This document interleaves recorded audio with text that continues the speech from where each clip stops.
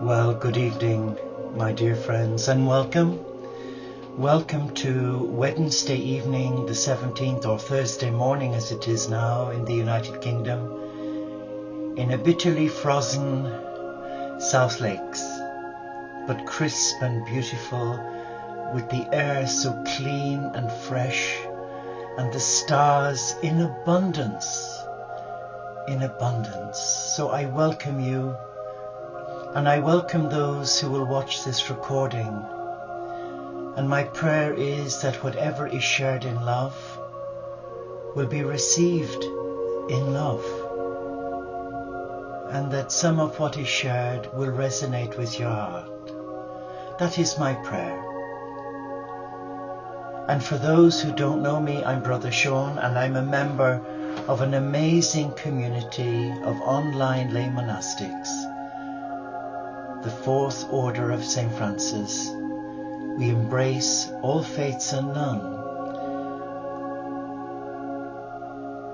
For this theme this evening, I'm going with my heart. I'm just going to surrender my mind and my spirit to the cosmic Christ, to the I Am presence within you and me. And I come in love. I have no agenda to convert you. In fact, I have no agenda to convert myself. Only be open and be willing to hear and to have the courage to embrace whatever comes up for me, and I hope for you too. But first, let us relax, just briefly. Let us just feel ourselves relaxed to where we are. Be aware of your room, wherever it is you are sat.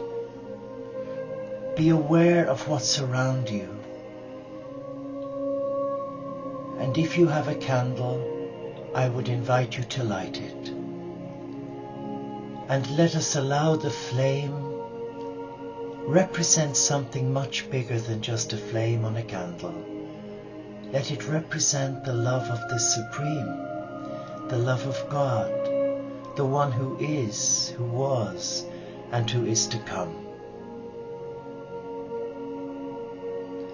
And as we relax, let us be mindful of Mother Earth, our beautiful Earth Mother, who gives so effortlessly and selflessly, and who tries to meet all the needs of God's children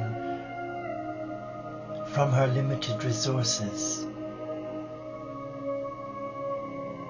But let us bring to our heart this evening God's children, our brothers and sisters, who are not in a place of peace, who are in disquiet, who are surrounded by conflict, whether it is a relationship problem, whether it's issues with children or grandchildren, whether it is debt, ill health, or whether it is where we live, where there is war. Let us bring our extended family, the children of God, into our quiet place. Let us hold them there, and let us be mindful of their needs. So now let us begin to focus on our in-breaths. And as we breathe in, let us just feel the lungs expanding and hold it. And now release slowly, gently. And now just connect with the rhythm of your breathing.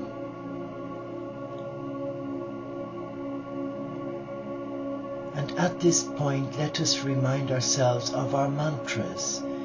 Each belief system has their own mantra. My mantra is, I am a beloved of God. I am a child of God. So say your mantra, but let it mean something for you. Let your heart resonate with the energy behind each syllable and each word.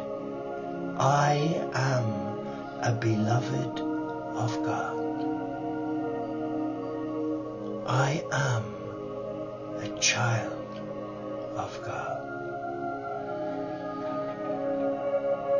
And just sense the peace around you, the peace of selfless love.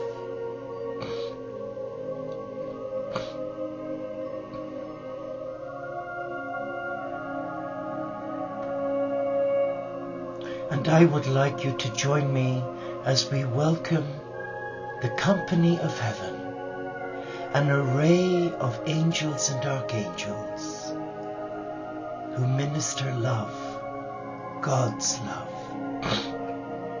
Let us call on the great Archangel Michael from the north. Thank you, Michael. And facing the east, we call on the great Archangel Uriel. Thank you, Uriel. And facing the south, we call on the great Archangel Gabriel. Thank you, Gabriel. And facing the west, we call on the great Archangel Raphael and his team of healing angels.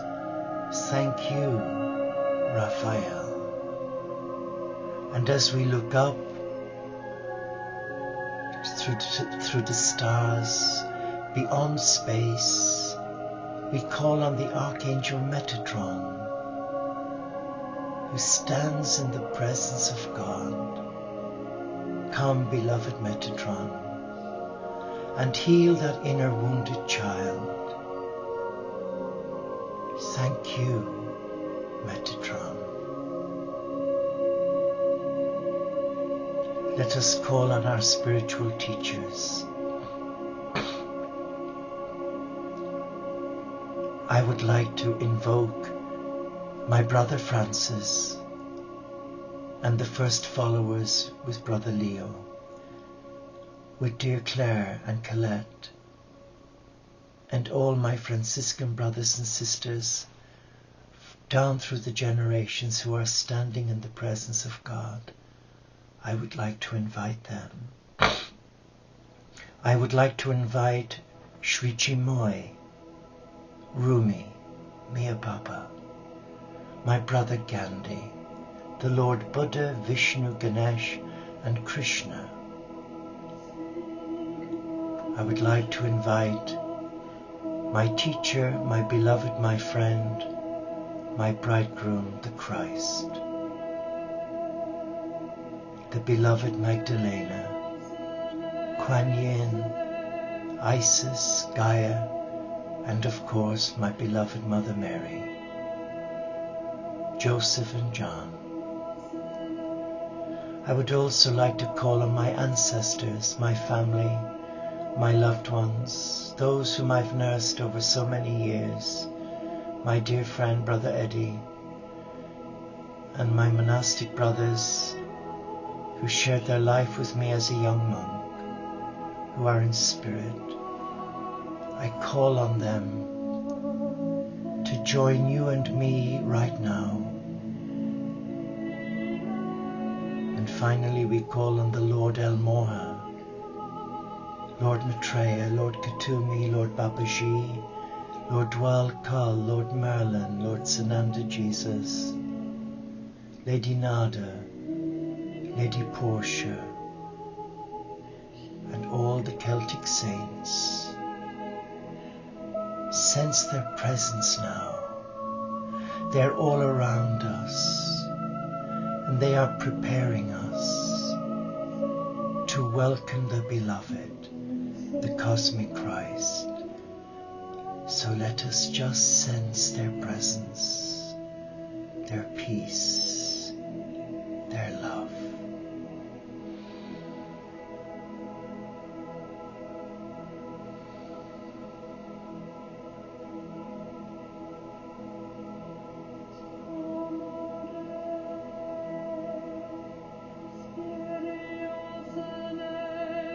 Come, O beloved Christ.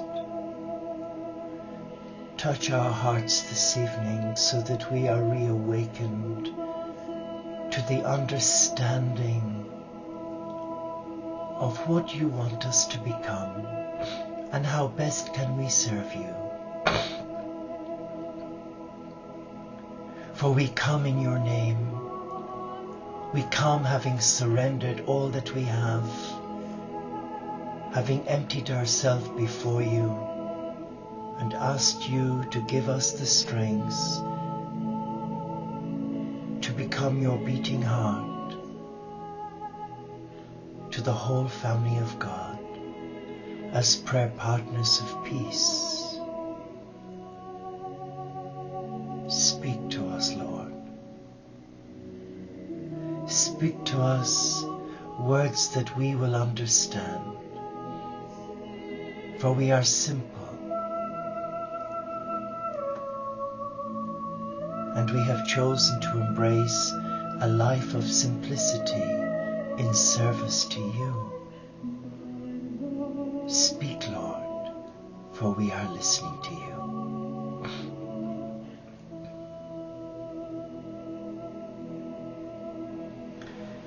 My heart is now being guided to share a beautiful reading that we may have read at Vespers. I've completely forgotten, but I've been guided to read it again because it really sums up community. And it's taken from the wonderful book, The Interior Castle, written by Caroline Miss, a dear friend of a friend, Brother Rob's, and put together by the great mystic Teresa of Avila. Allow me share with you.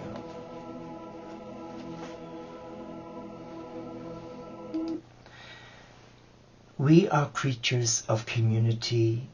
We seek out one another's company because we are compelled to share our lives, to give of ourselves, and to be there for one another. Even if you were not on a journey into your castle, you would still reach a point in your life in which chatter about the neighborhood and family dynamics, while still being of interest, is not enough.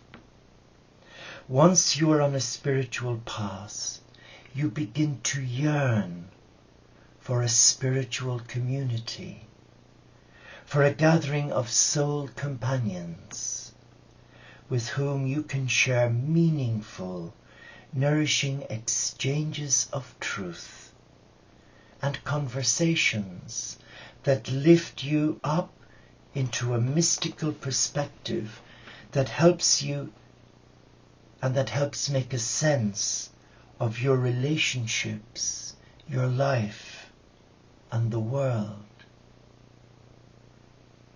You want to see life through your soul, with your soul, in your soul.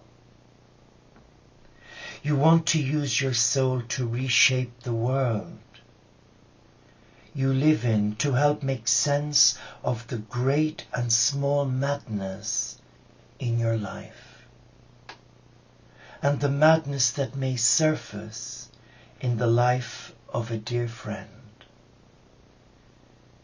You realize that life isn't irrational. I apologize. You realize that life isn't rational. Big difference. And your mind is limited in its ability to understand it.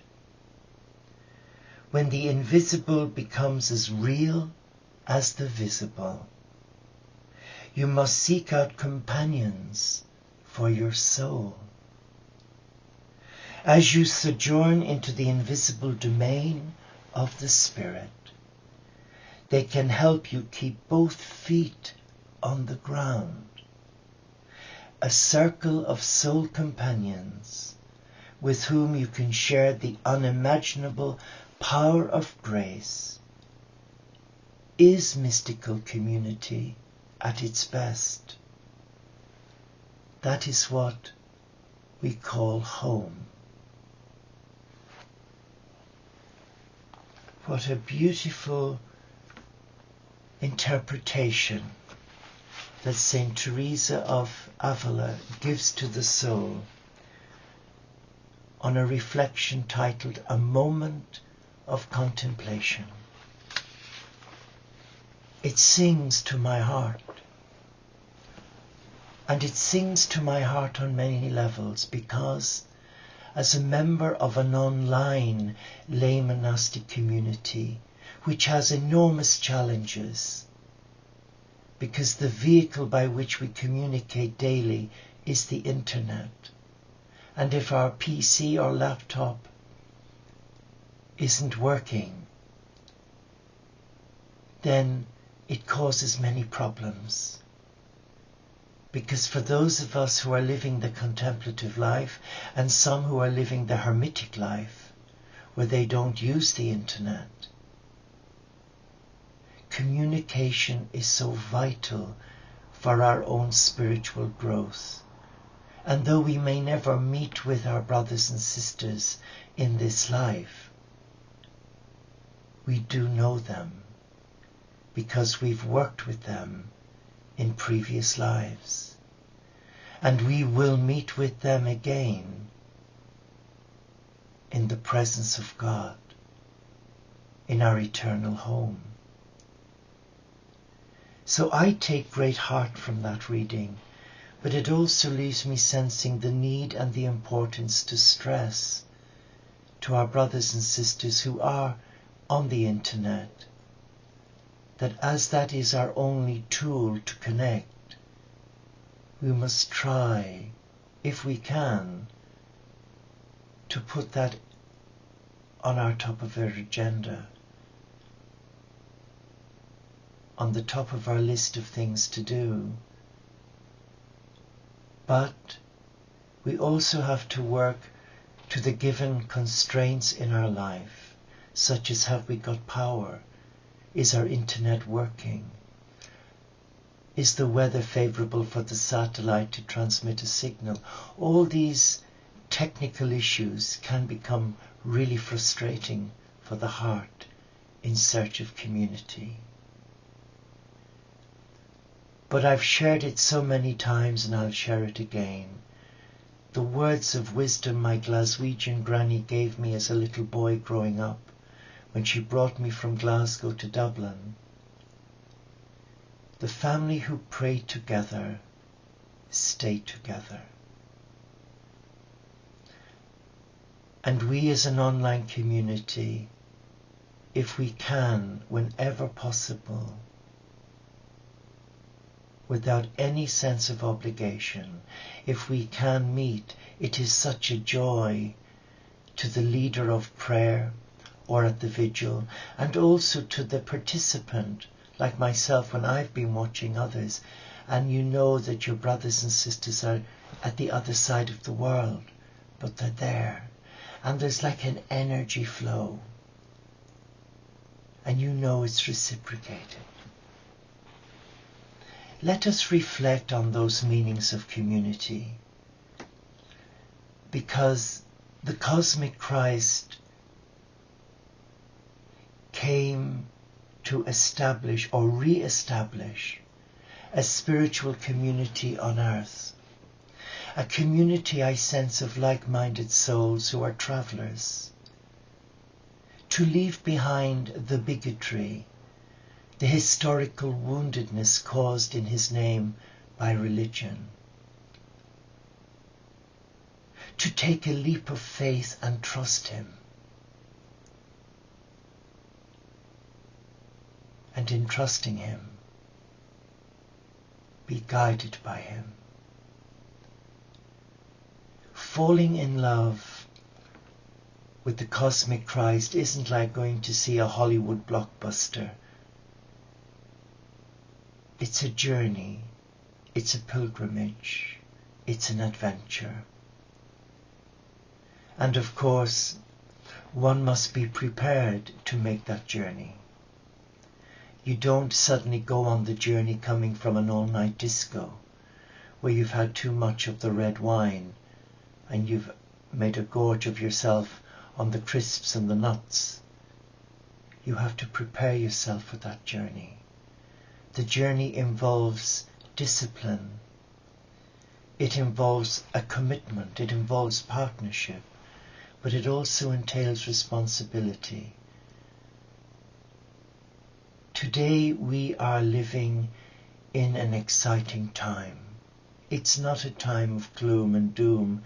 In the world it is, because man's greed, especially from the corporate world, from the banking industry, where they took liberty several years ago, their actions has touched every child of God.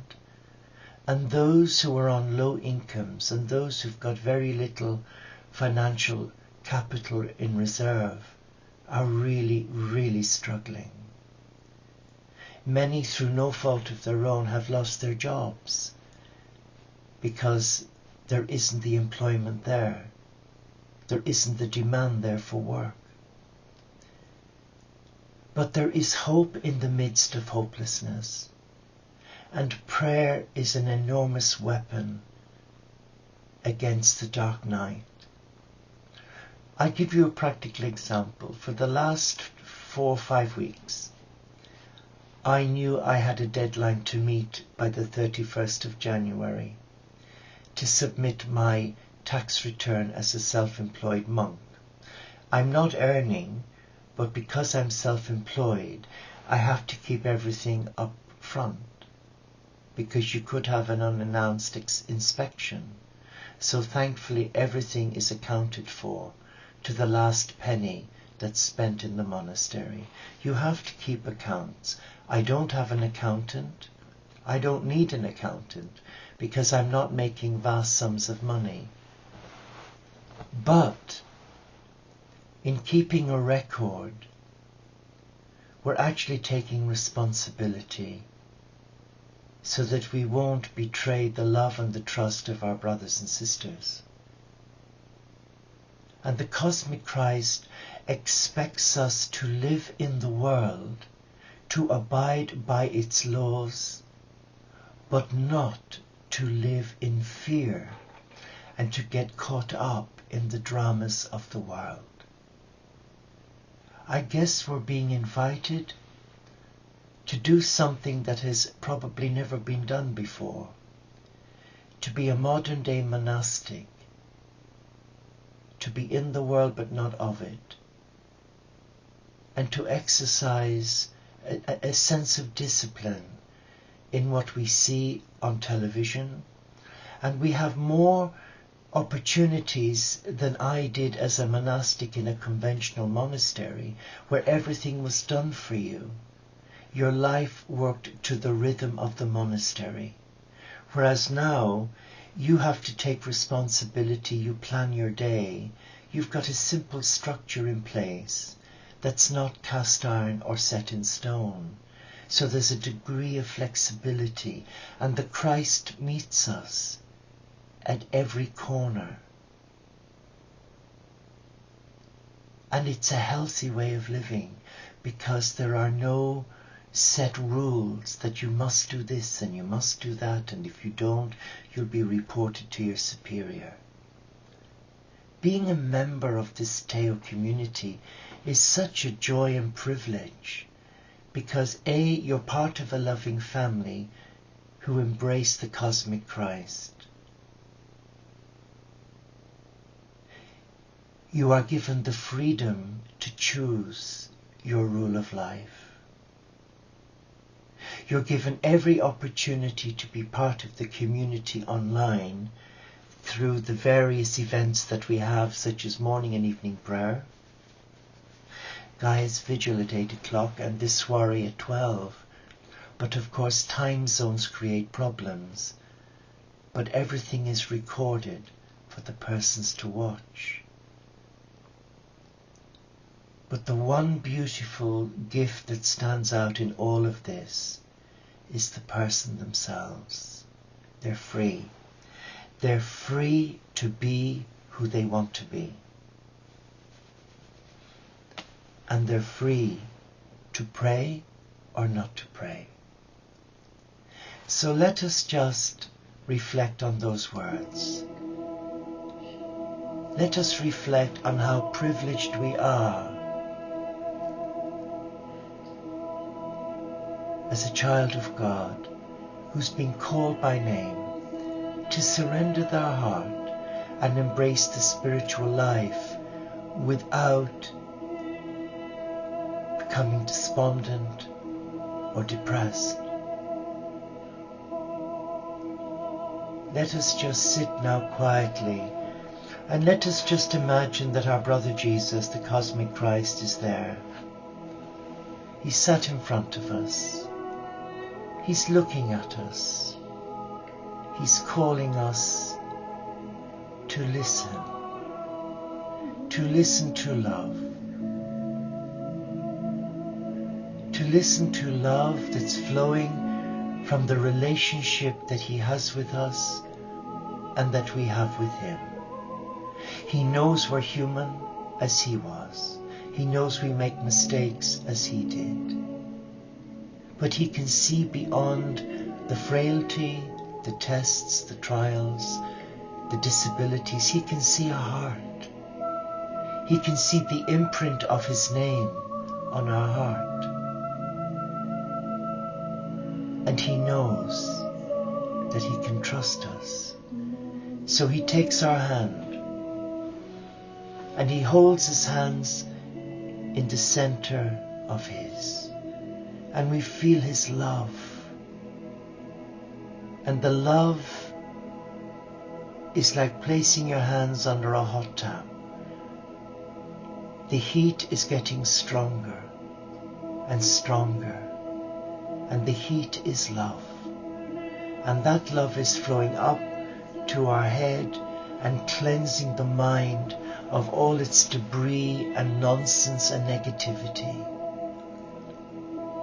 And it's taking with it all of that negativity and He's bringing it back into our heart where His love is cleansing it, restoring us.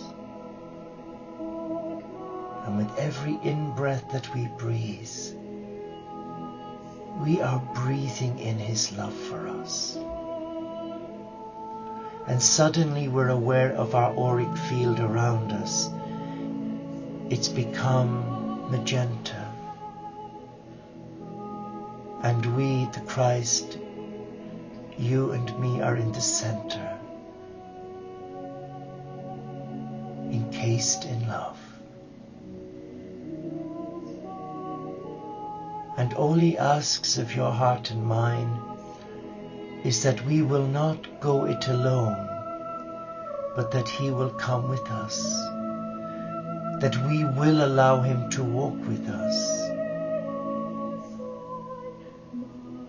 and that instead of us becoming preoccupied by our life and the demands upon it, that we let go, and that we recognize that He is there to shoulder our burden and to guide us and advise us. So let us just take that to our heart and let the heart receive that.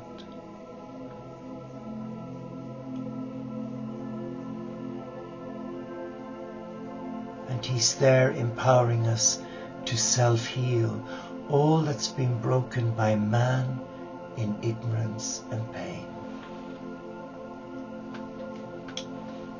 And He shares these words with us for today, the 17th of January.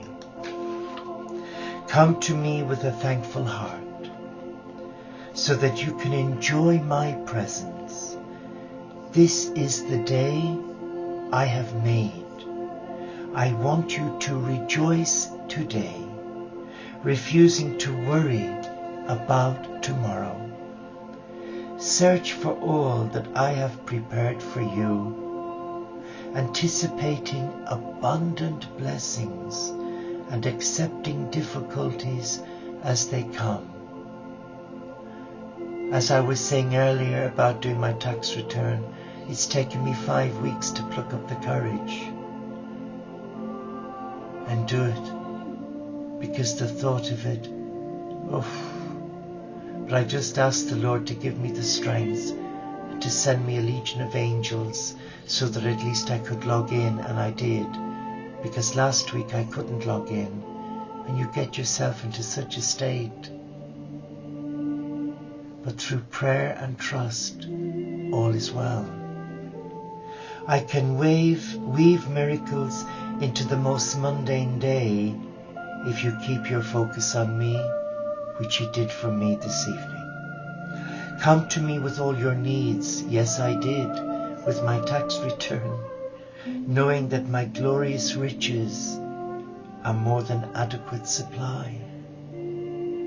Stay in continual communication with me, so that you can live above your circumstances, even while you are in the midst of them. Present your request to me with thanksgiving, and my peace, which surpasses all comprehension, will guard your heart and your mind. What beautiful words. So let us be still and embrace those beautiful words. For the words are truth,